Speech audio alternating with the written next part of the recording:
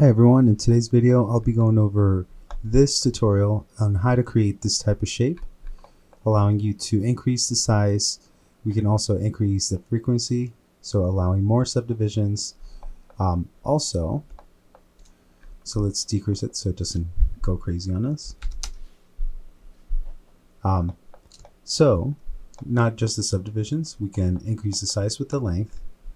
We have the location of the curve attractor, so depending on where this is located, we have that pattern adjusting.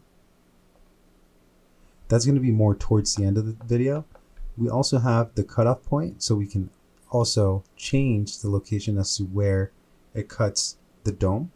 So if we wanted to be located in different spots, we have that ability. Now we also have the ability to change the size of the pattern. We're going to fillet the radius. We're going to fillet the pattern, so we can say go here to 0. So let's try that. Go here to 0, keeping it like that, or increasing it to like 10, making most of them kind of rounded. So that's something that's kind of neat that we can do in this one. And then at the end, we'll go ahead and just add some of these materials. Now, I did go a bit of a rant in some portions here where I did a Boolean difference instead of doing a boundary surfaces. So there's a few things that I kind of went over, but I will have this for you to download and to play around with so you see how things connect. So if you do have any questions, make sure to let me know and write it in the comments below. Okay, so to start, let's go to Chrome and open up a browser, and let's type in Grasshopper Polyhedron. And let's see here. What you should get is the Rhino Polyhedra. It should be under Food for Rhino. And this is what we want to download here for Rhino 6 Grasshopper. So we're going to see here Grasshopper Windows 6. So this is the one that we want to download. So you're going to need to sign into Food for Rhino. And if you don't have an account already, you should get one. It is free. And once you do get that account, you could sign in and download this one. So what we're going to do is just go ahead and open it up.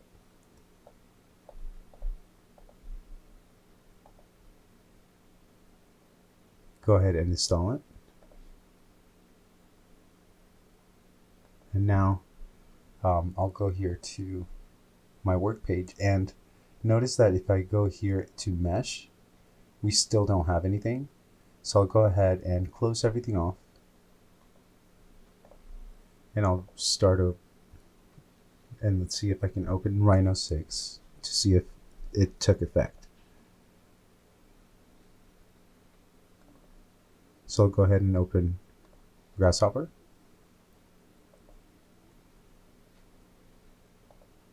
And I get all these errors from some other plugins that I tried to install. But now we should have under Mesh this tab, or this entire section where it says Polyhedron. Okay, so now that we have this section here, the one that we're going to use is actually called the Polar Zonohedron. And when you bring that in, it's going to be really small. But let's see, I'll go to Zoom Extent. And now we have all these different inputs. The plane is going to be the location. So it's going to spring from the 0, 0 origin point. And if we go to frequency, we can add more subdivisions. So automatically, if we go to frequency, we go you see that it's 8. Let's go ahead and change that to like 20. So I'll bring in a 20 slider. Plug this into the frequency, and notice that it subdivides it more and more depending on this slider. And we can go as slow as, let's see here, as slow as 3, and increase that this way. And now the length is going to be what allows us to scale this up. So I'll take this one, slide it down, hold down Alt, and then plug this into the length. and have this ability. Now pitch is going to ask for an angle in radians between. So this one is not one that I really play around with too much. These are the two that really change this up the most. So cool. Once we have this, we have curves and we have the mesh. So this is going to be an entire mesh. Now let's go ahead and get the edges. So I'm going to get the face boundary for the mesh. Take this, disable preview. Now I'll take these mesh boundaries and I'll actually turn them into boundary surfaces. So I'll go to boundary surfaces, essentially turning this mesh into a NURB surface. So I'll go ahead and take those surfaces and join them together.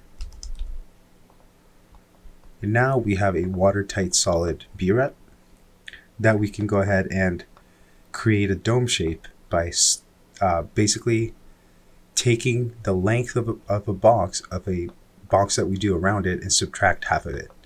So I'll go ahead and create a bounding box.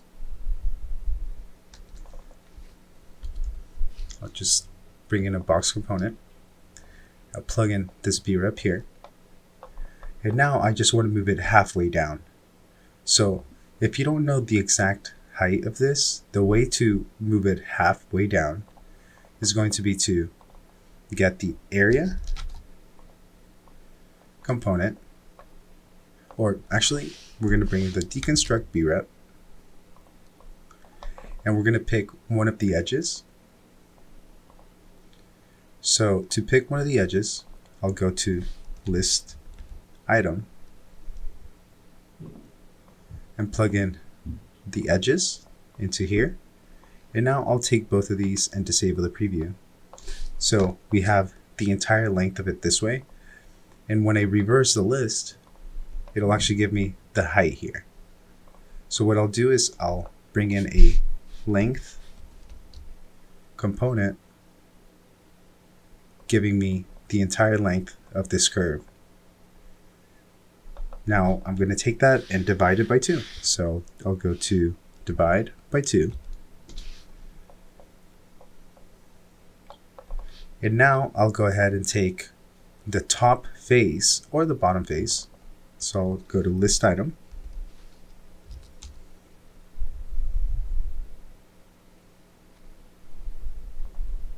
And I'll pick one of the faces.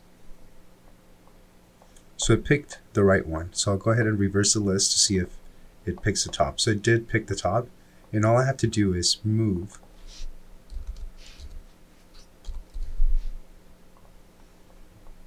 this plane, or not necessarily even that plane. We could just move the entire box, right? In which direction? Well, we were going to move it vertically or downwards. Either way, it's fine. So let's go ahead and plug this in here. But we need to plug in a motion. So I forgot to plug in a vector, so I'll go here to Z. And this way, we're able to move basically the box up the exact half of the length of that side. So it doesn't matter how big or small we make it. We're always going to have that box sitting halfway. Now there's 2 ways that we could do this. We could either do a Boolean difference or a Boolean intersection. Boolean intersection is probably going to give us the best result. So let's go ahead and go to intersection. And here in Grasshopper, it's not Boolean intersection, it's just called intersection. So I'll plug in this geometry here. Now we'll go to this solid B-rep here. And when I take all of this work, middle click, disable preview, all of these, here we have this B-rep just with the half for the dome. Now if you do want to move the location of it up and down, we could, right? If we bring in this box, we can go ahead and move this box in the Z direction. And we'll say minus 50 dot dot dot 50. This is going to allow us to go down 50 or up, right? So what I can do is, instead of doing Boolean difference with this one, or intersection with that one, I'll do Boolean intersection with this one. And I can hide this one.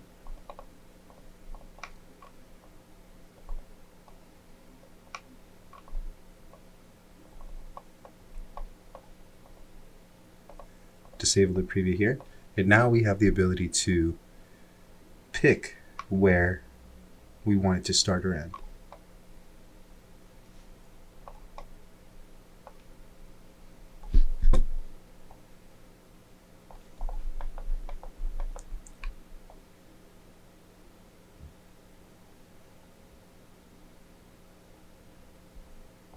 Cool. So that's all of the things that we've been able to do so far. We can move this up and down and ultimately have that. So what I want to do now is subdivide, take these and create some frames around it so we can see to the inside. But what we have to do is now take all of this and we have to basically just deconstruct everything and create the frames inside here. Okay, so now that we have this form, let's go ahead and explode it by going to deconstruct brep. And let's go ahead and disable the preview on this one. And now that we have all of this basically exploded into all of the different faces, what we can do now is go ahead and bring in an area component and get the exact center point of all of these subdivisions, including the bottom piece. Now what we want to do now is go ahead and scale this entire face inside. So I'll go ahead and take those faces, go to scale, and I'll take the centroids, which are going to be the center of scale, and the faces, which are going to be in the geometry. And this allows us to create a inner frame that we can go ahead and use a scale factor. So we can say from 0.1 dot dot dot to 0.9. Mess that up. So 0.1 dot dot dot 0.9. Let's see if that works, because I think the point's messing it up. So let's just go here to 0.9 or to 1.9. Right? So we can, now we don't want to scale it up, we want to be able to scale it down. So it has to be less than 1, right? If we wanted to scale it. So we have these faces, we have these. Now we can do a difference between the outer faces and the inner faces.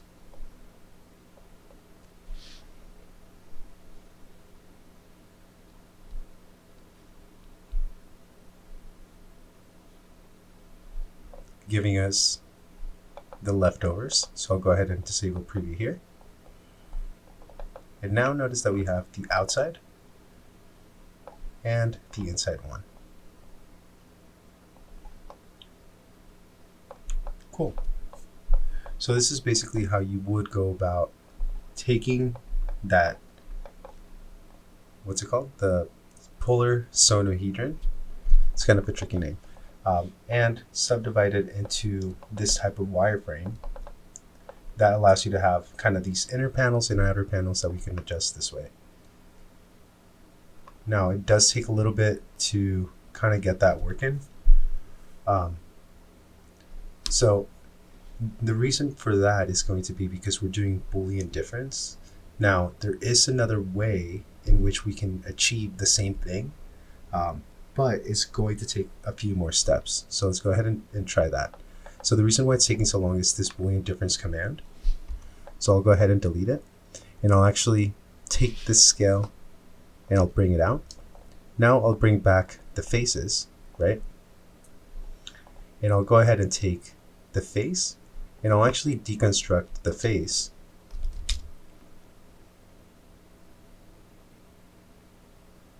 So I'll go to deconstruct BREP, and I'll go to join, curves.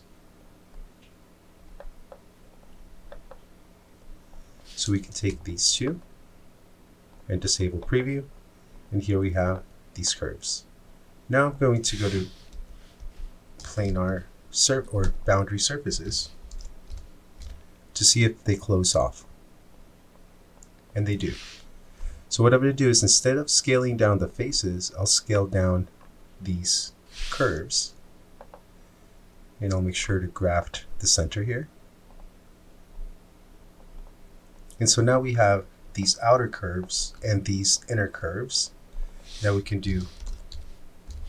Let's see if we can do a boundary surface between this one and this one, creating that frame that we wanted, and ultimately taking this boundary surfaces and creating the inner frames with this one.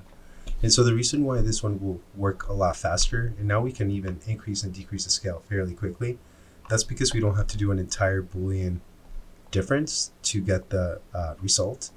So this is going to be actually the best way to do it.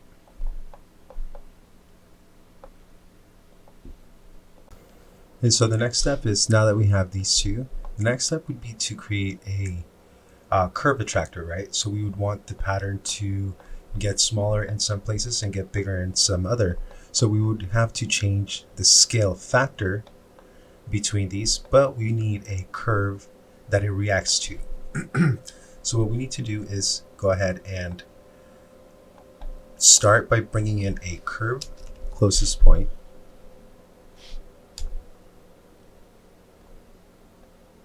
And for curve closest point, we're going to need a curve, which is going to be what is going to allow us to do the curve attractor, and the points are going to be these center point grids. So I'll go ahead and take all of these, plug them into the point.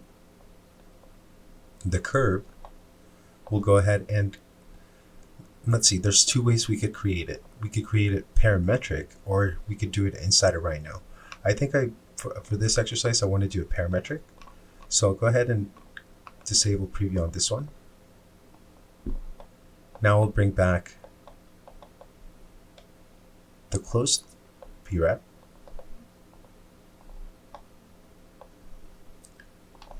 Or not even this one. Let's see here.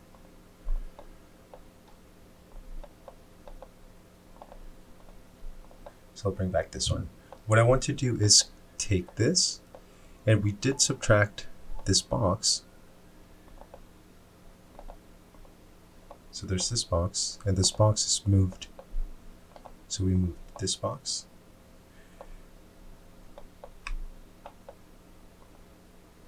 So now what I want to do is take, so we can create, let's see, we can go to this deconstruct, but instead of getting the edges, we're going to get the top face. So I'll go to list item and bring in the faces here. And I'll reverse the list order to get the top. So I'll go ahead and disable preview here and disable the preview of this one. Cool. So all I had to do was bring out this plane. Then now we're going to move in the Z direction. Now it's going to go down, so I'll automatically bring in a negative component and then have the ability to lower it a certain amount. So I'll say 55, and we can keep going here. And the reason why I do that is because now I want to go to a component called BREP intersection with BREP, and I will plug in this space with this form, giving us this curve. Now, the reason why I wanted to make it parametric is just so we don't have to worry about moving it inside a Rhino. We can just use a slider here and move it up and down. So let's go ahead and change this to a higher number. Cool. So this curve is what we'll use for our curve attractor. Right, so wherever the line gets close to, the pattern's going to adjust. So now that we have all of these distances that vary, we're going to go to Remap Numbers. We're going to go to Bounds.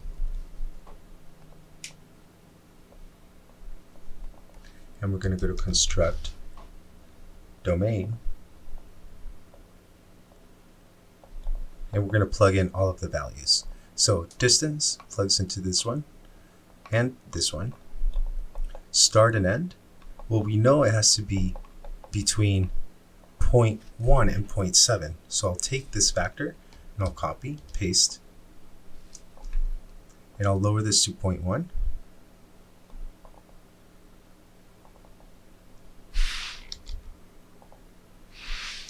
And then I'll do this one too.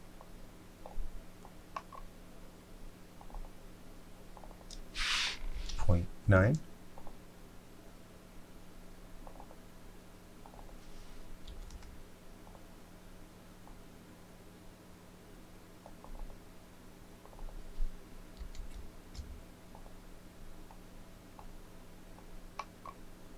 So we want it from 0.1. I think it was doing minus 0.1. So the reason why we want these two is this is going to allow us to change the numbers to specifically between 0.1 and 0.9 because that's what's going to allow us to scale it. So I'll go ahead and bring these over here. And now the map numbers are going to go into the factor.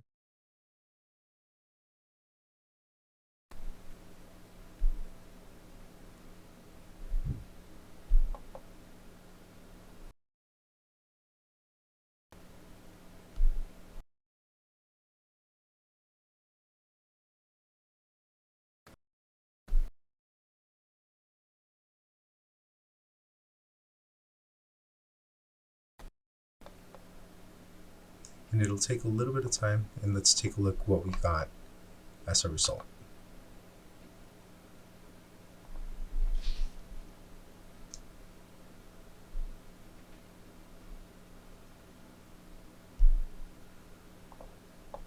So notice how it did a bunch of them.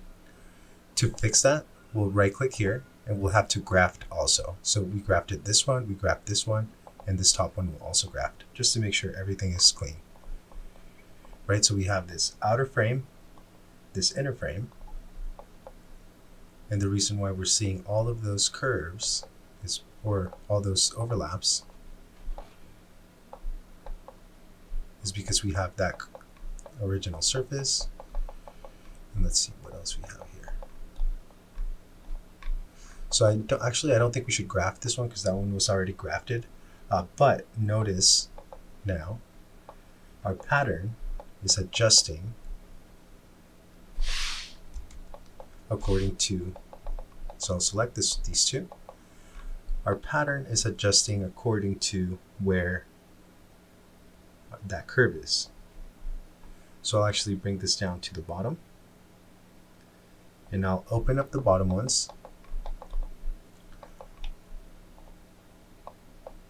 So if it's doing the opposite of what you wanted it to do, we'll go ahead and open these up to 0.9.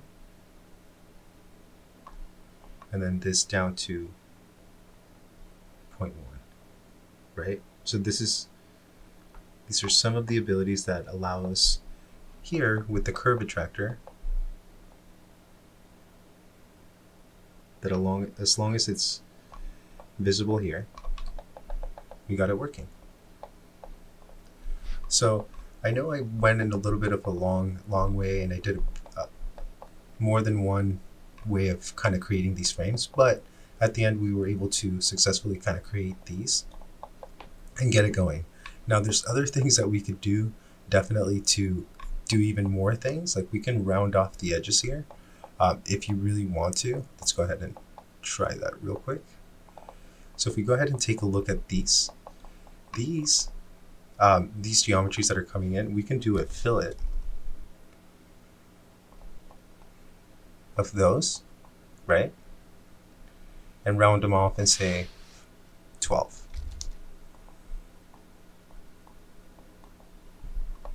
And now, instead of plugging in the boundary surfaces from this one, we would plug in the boundary surfaces from this one. So we would unplug here, and then plug here, and then plug here, giving us the ability to fillet that radius, right? And create an even further way to create some more parametric, capabilities for this design. So what I will do is I'll save this, I'll organize it and export something, and then I'll have this script for you to download and play around with. And if you do have any questions, make sure to let me know. But thank you very much for watching, and I hope to see you next time.